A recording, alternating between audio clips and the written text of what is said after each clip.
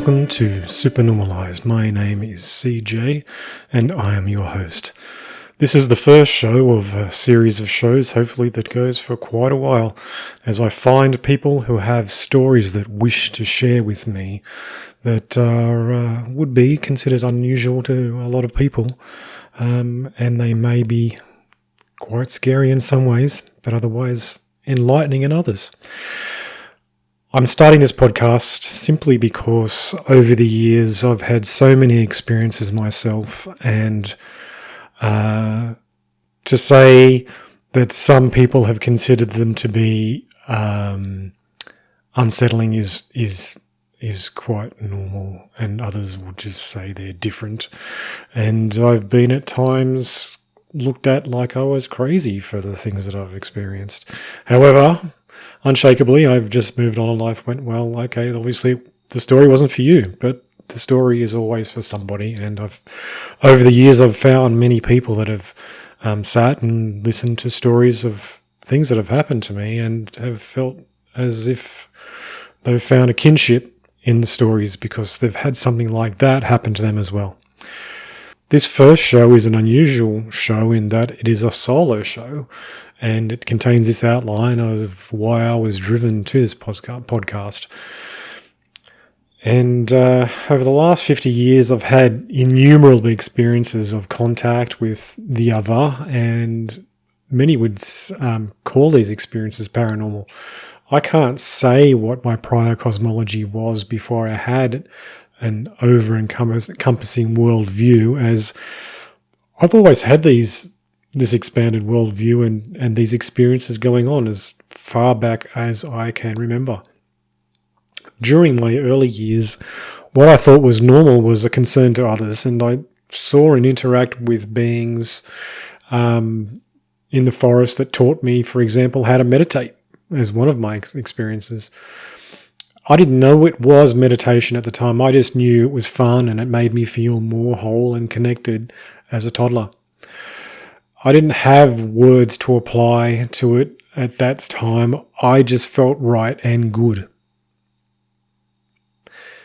Growing up and attempting to explain my experience to others, I often found a wall of uncomfortable insecurity that would often well up, and with reactions that were mild to derogatory, depending upon how it made other people feel. And I think it was an unsettling of an expansion of their worldview, which wasn't welcome. It often happens that people aren't ready for it. It was rare to be heard, and as I grew up and my cosmology formed around these experiences, I knew I had to keep it to myself, and sometimes I would share it with others that had similar unusual experiences. And I found personally these people were at first few and far in between. As I grew over the years, of course, I did find the others that, shared in these experiences. I did decide as a part of making this podcast that others need to be heard as well. It's healing. I know for myself it's been healing and relieving. And it can also be life-affirming when you finally feel that you and your life is actually being heard and seen, which is part of why I'm doing this now. And so I'm inviting all that need to be heard to come and have an informal chat with me about what happened to them. Let's all hear how amazing this world and our life experiences are, and it can only change things for the positive and the better, and help us all to grow. The other angles for this podcast that I envision that I will explore is I want to really talk to people whom have had alternative healing experiences. And if you've ever had a miracle or even something really heavy shift for you, I'd love to hear about it. If you have a healing modality that is working for you and is not mainstream, not big pharma or big medicine, let's talk. I'd be very interested to know more. If you've had a first-hand spirit contact experience, alien contact, demonic contact, any kind of supernatural experience, I'd like to highlight and discuss, and let's talk. My direct email is supernormalized, which is all one word, supernormalized, with the Z, so it's like the American spelling, at proton.me. That's Supernormalized at proton.me.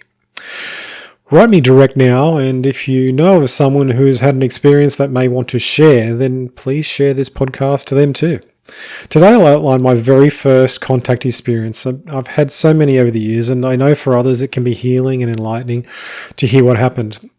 And over time, when I'm sharing with guests their experiences, I may drop in other stories that relate as well. So I'll go with an outline first of how this all happened. So imagine it's the 70s, and my mother was doing some sort of 70s loose parenting. I don't know how loose, but let's just say we were living in a house in North Balgowlah in Sydney, which is the northern suburbs, and the street was still so fresh that it only had a dirt road. And the dirt road, I remember clearly, as at the age of, I think it was probably 3 or 4 years, maybe 5, I'd only just started to walk, and I thought, well, for some reason I felt this pull to go over to the forest across the road.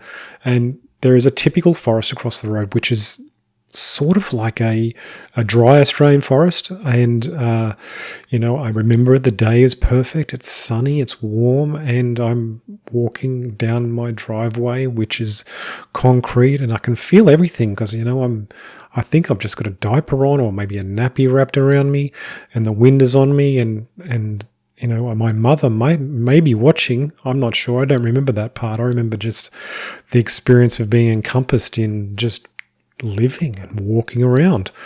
And it's warm, and I go and I walk across the road, and there's no traffic here at all. It's very, very quiet road, thankfully for my sake. And I get across the road and I go into the forest. Now, my perception of this event is that when I got to the forest, I walked down a long path. And then when I got to the end of the long path, there was some rocks to sit on, and it's comfortable. And then there's like little brown rocks, and there's bushy bits that are just over me and stuff. And I'm sitting there and I'm looking around, and then there's these beings there. Now, I'm not scared of these beings at all. In fact, I feel like I know them. And what do? I sit with them, and they're talking to me, but it's not like talking. It's like knowing talking. You just know what they're saying to you, and they're not only saying it to you, they're making you feel it inside at the same time. So I have this impression that they want me to do something. And the something they want me to do is to sit absolutely still, absolutely silently, and just focus on zero, like a 0 point, just to be nothing and be there soaking up all of the reality around me with them at the same time. Now, looking back on it, I like to call these beings my friends. Now, they were my friends because, 1, they were friendly, and 2, they were totally happy with teaching me something new, and I was totally happy with accepting it at the time. So I sat, and I was enjoying being there with them, doing the being thing, and then all of a sudden, the plants around me start wiggling. Now, what I mean by wiggling is that it's like being underwater, and all the plants started wobbling and wobbling and wobbling, and I felt totally ecstatic, and I was really, really happy, and I felt totally at joy with this, whatever this is. So it's a silent sense of being by being still, and I was totally at comfort and in a joyous place. Here, sitting, being, with all the plants wobbling just around me, just at this time, and I was timeless. Well, I wasn't really aware of time as it is being a baby, but for the whole experience of being there, it just seemed like forever. Now, I don't know how long I was there at all. I have no idea. I mean, my perception was that I was there for a very long time. And then next I'm at home again, and, it's just a usual day or a usual afternoon. And I'm doing something else. Now, my memory of this is that this happened many times. I would go across the road, be with these beings. We would sit and basically meditate, trip out together just by becoming unfocused, like letting go. I mean, what is there to let go of when you're a baby? It's very little, so it's pretty easy. So I soaked into this experience many, many times over, and over the years I just pondered it because it kept on coming back to me. And, I thought about, why did I go? I felt a pull, and I often would feel that pull to go back there, and I really wanted to get back there. And so I did, and I did this quite often as far as I remember, and as I was told by my parents, or my mother at least. Now, when I was there, and I learned this experience, every time I went, I remember it being a long walk down a path, like a tunnel path towards an end where there's rocks to sit and enjoy. And, from my perception, that's what exactly happened. Now, many, many years later, when I should say at least 20 to 30 years later, I went back again and I had to look at this place, and I had to look at the path that I went down, and it was really, really short. It was about maybe, if anything, about probably 3.5 meters. And then there was just a bush to sit in that I was there with. And being a baby, I was tiny, so the bush seemed big, but looking at it as an adult, it wasn't that big. And so I walked down a very short path and sat down, and my perception was that it was very, very long. I can't fathom how that's possible. But maybe the world was different then. Maybe my perception was different then. And so things seemed a lot longer, seemed a lot further, and maybe even the amount of time I spent there was probably a lot shorter. Now, looking back upon it, the meaning that it had for me at the time was joy, and also it's like a sense of,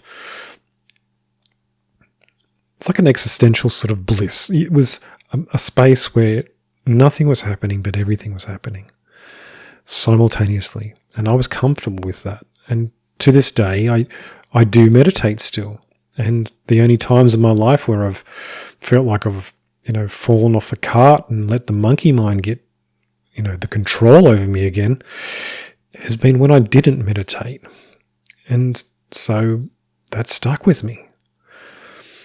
So it gave my life meaning, and it was offered meaning from contact with something. I don't know what, but as I could tell, they were friends.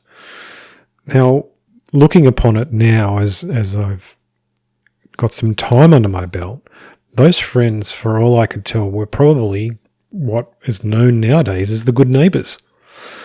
And fairy contact, not always good for some people, but good for some others, is something that possibly could have been part of this story. And I'd like to think that it is, although I don't remember seeing them like that or having a classical experience of being around fairies. I just felt like presences, my memories of presences, and I don't know if they took forms, but they were friends, and I knew they were friendly. So I went, and I kept on going back many times as a toddler.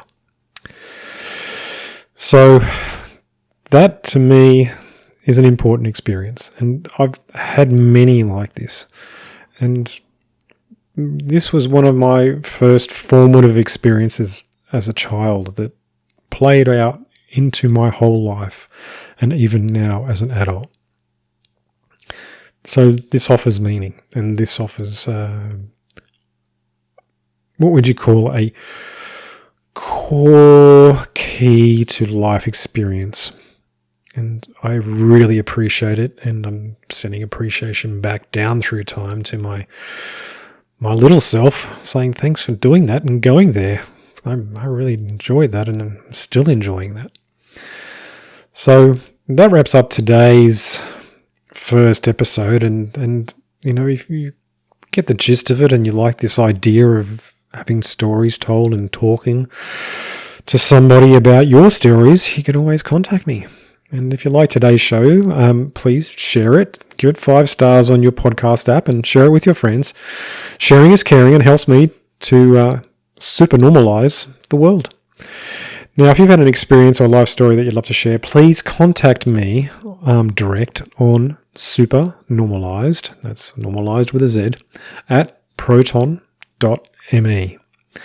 Thanks for listening, and I hope to have you back listening soon. Bye for now.